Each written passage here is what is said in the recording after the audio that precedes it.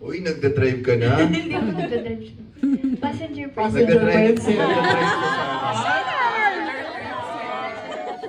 Nagda-drive siya sa village ka. Sa village na. Hindi, takot kasi ako mag-drive. Fun fact, takot po ako mag-drive. Parang hindi ko, natatakot ako tuwing may katabi akong car. So, ano bang go-to genre? Ito, ano yun? Hindi, syempre hindi. Kasi palagi namin naririnig yung kanta namin eh. Ano ba yung go-to genre? Yung mga ano, sing-along 80s. Old soul. 80s. Diba? You always play John Mayer eh.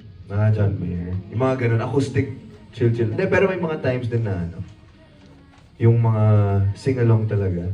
Like, Ano ba? High School Musical. Ayan. Tsaka 80s. Old soul din to si Belinda. Mahilig siya sa mga... Alanis.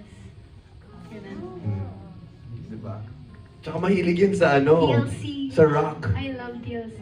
Akalain nyo? oo, alam namin super idol niya sa Bamboo. Diba? Yeah. Yeah, Metallica. Metallica. I listen to Metallica. Favorite Hoy, niya? grabe no. Imagine nagda-drive ko, nakikinig ko ng Metallica. Pero di ba tama, di ba si Belle, super idol si Bamboo? Yeah. Fun fact, dapat si Bamboo appear kay Belle sa concert. Idol, diba? tsaka crush. Oo, diba? Kasi sinabi mo naman yun eh.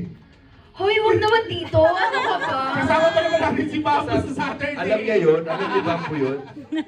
Uy, pero gusto ko alam si Bamboo kasi diba dapat nasa concert siya ni Belle, pero hindi nagtugma yung sketch. Actually, si Bamboo nagsabi na gusto niya mag-prod sila ni Belle sa ASA. Bakit wala pa? Next weekend. Next cycle. Sure ah? Sabi mo yun. Kung present si Belle. Pero ikaw, present ka na. Next cycle? Ah. Dito mo, syempre dito tayo sa ano, diba? Kita niyo, di ba? Oh, last question.